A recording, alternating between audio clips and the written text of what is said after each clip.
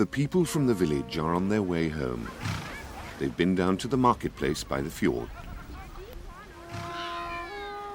In front ride the chief and his men. They all carry weapons. These are times of unrest, with many minor chiefs in conflict with each other, and everybody has to be on their guard all the time. We've moved back in time to the Iron Age, some 2,000 years ago. People live in small villages surrounded by vast forests and areas of open heath. Ringing the villages are the fields, and further out the pastures where the villagers' animals graze. Most people in the village are peasants. They farm the land. The village consists of houses called longhouses. One end of the house is home to the peasant and his family, the other end to the animals.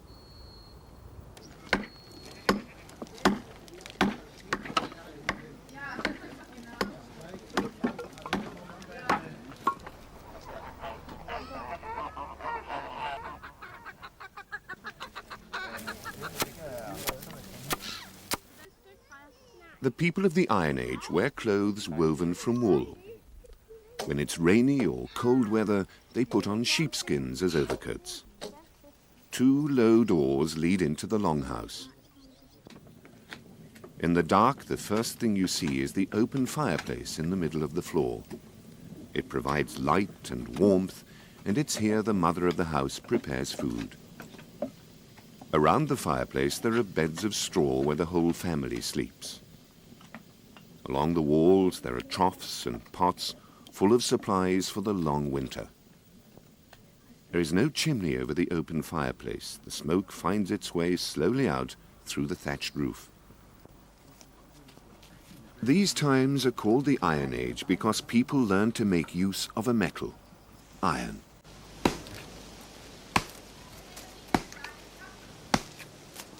Iron was very expensive, but it could be used to make strong and efficient tools. An axe of iron could hack its way through a tree trunk in no time.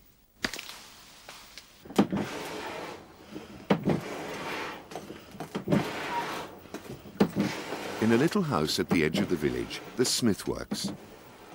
The blacksmith's assistant works the bellows that blow air onto the forge. He has to work hard to make the iron really hot. The smith hammers the iron into shape on a tiny anvil.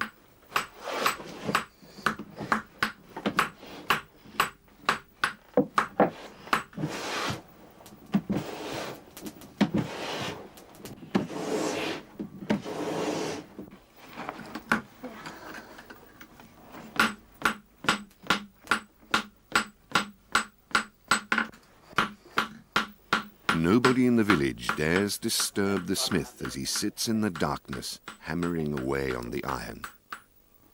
People are a little afraid of him, because when he turns a lump of iron into a knife, it's pure witchcraft.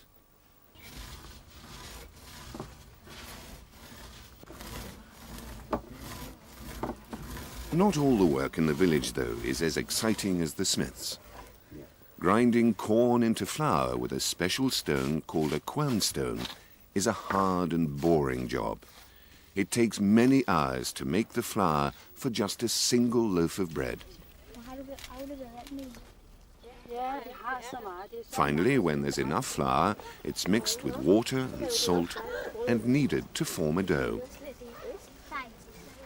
then formed into nice large loaves. Meanwhile, the clay oven has been lit. When it's heated up, the glowing embers are removed and the dough put into the oven.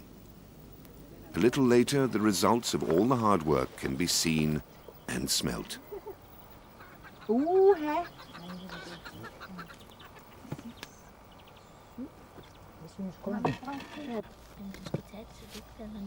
Men kun et til hver indtil alle har gået.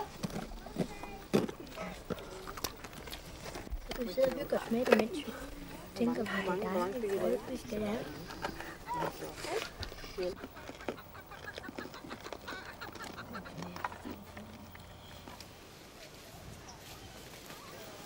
The Iron Age village is self-sufficient. The people have to find all their materials and food themselves. In the meadows and woods around the village, they collect berries, fruit and nuts for the larder. The people of the Iron Age have a close understanding of nature. Some plants and seeds can be used to make soup. Others can be used as spices. Large dock leaves make excellent wrapping paper for the provisions they find.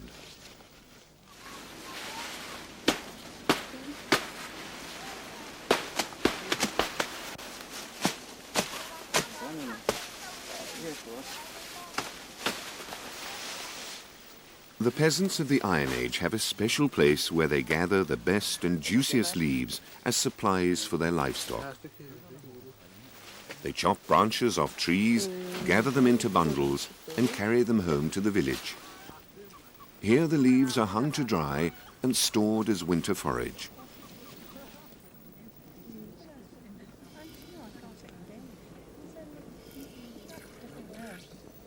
In the Iron Age, milk has many domestic uses. By keeping and treating the milk in a special way, cheese can be produced.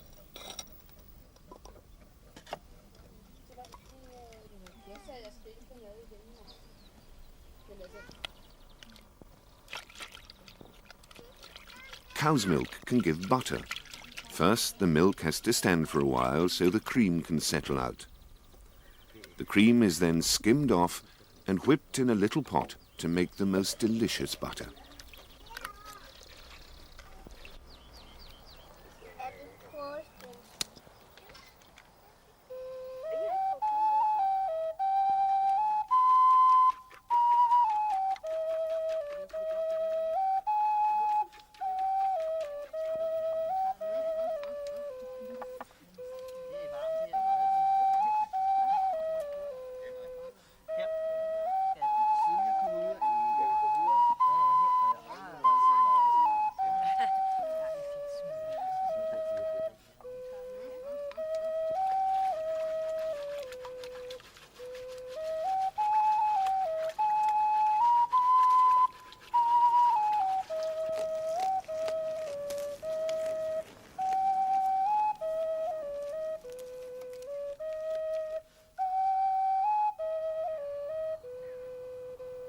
Sheep give good warm wool.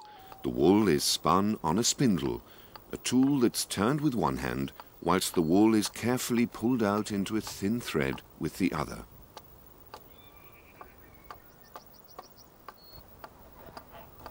Then the threads are wound onto the spindle. Later, the threads of wool are used on the large loom inside the house.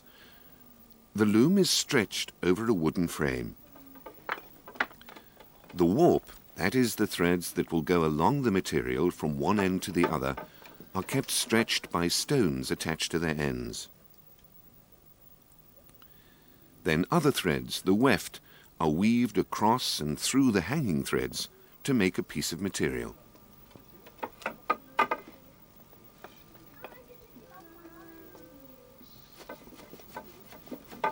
It takes weeks to weave enough material to make just a single garment.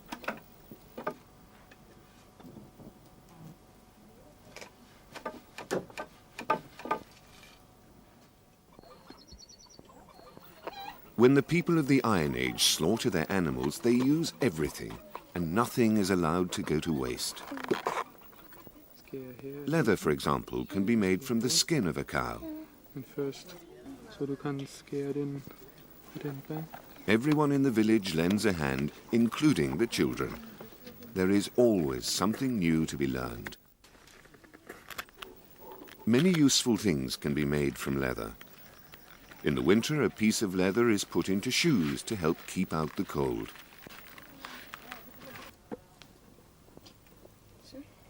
Food and provisions are usually stored in clay pots. The potter is always busy. The people of the village need new pots all the time to replace old ones as they get broken. The potter rolls the clay into long sausages with which he builds the pots. The clay sausages are carefully smoothed together, and slowly the pot grows in size.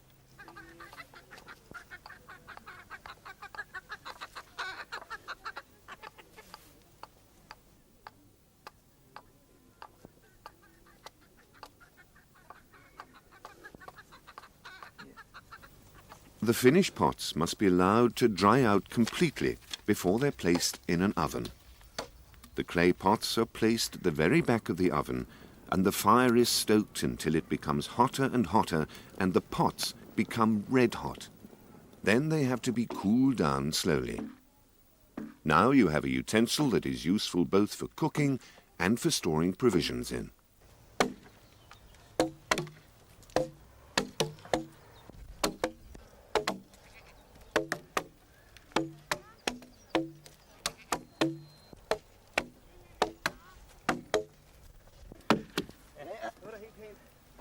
Behind the village is the timber yard. The men are busy chopping timber for a new longhouse.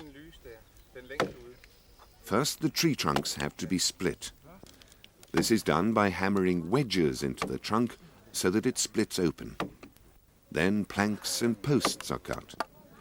It's a demanding job, requiring a great deal of practice to use the axe properly so the planks are even throughout their length. The Iron Age house is built on a framework of wood with 2 rows of posts running through the house.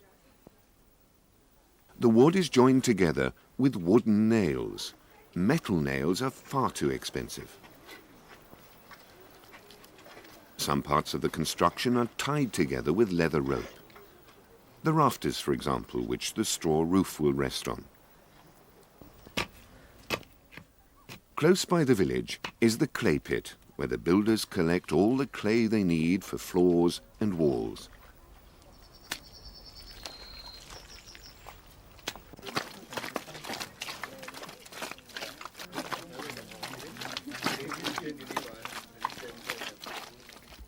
The clay is mixed with chopped straw and horse manure, so the clay daub on the walls will last longer.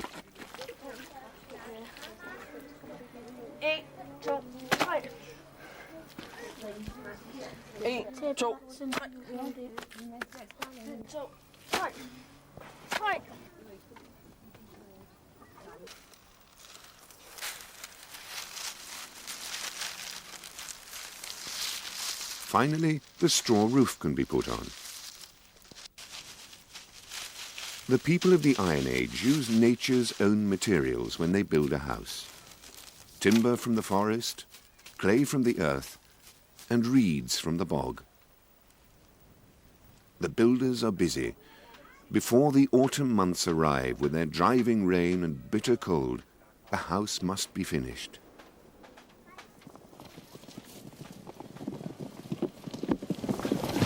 One day, a rider from the village comes across some strangers. The chief and his young warriors gallop to the spot. But the intruders have disappeared as quickly as they showed up. Were they friends or enemies?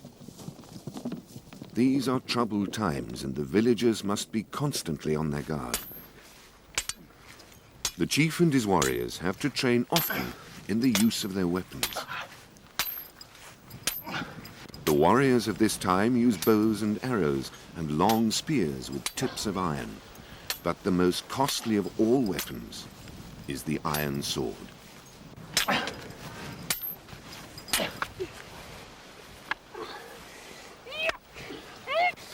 The boys of the village must make do with a practice fight with staves.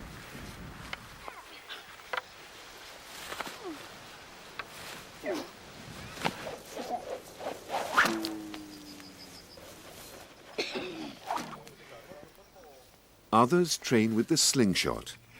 A stone is placed in a little pouch of leather with 2 strings attached. The boy swings this round and round, then lets go of one of the strings. It takes a lot of practice, but the slingshot is a weapon that is both effective and cheap.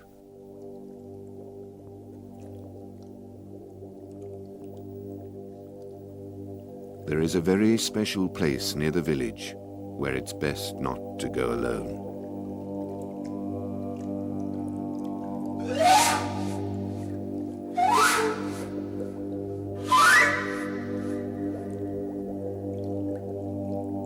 The sacrificial bog is the holy place of Iron Age people. This is where the gods live.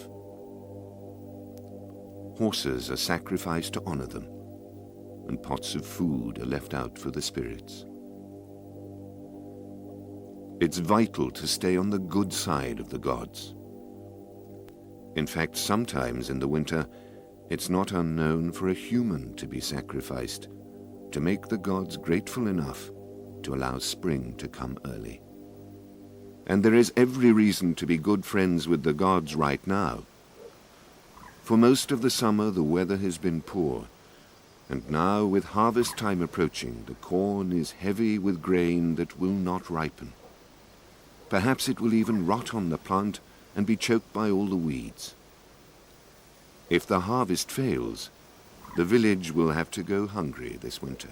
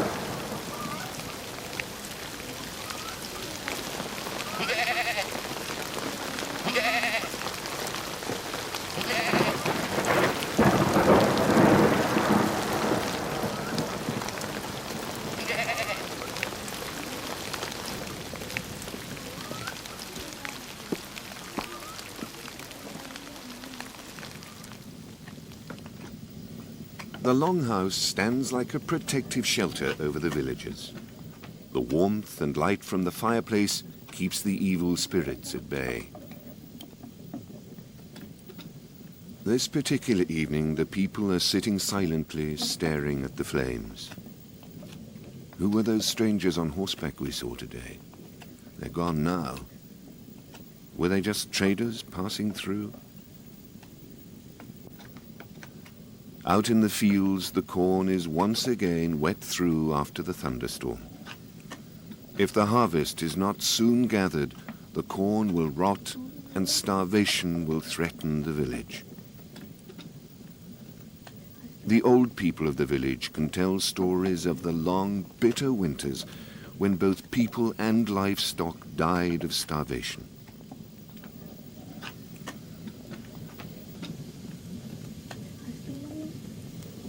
People in the Iron Age go to bed early, exhausted after a long, hard day's work.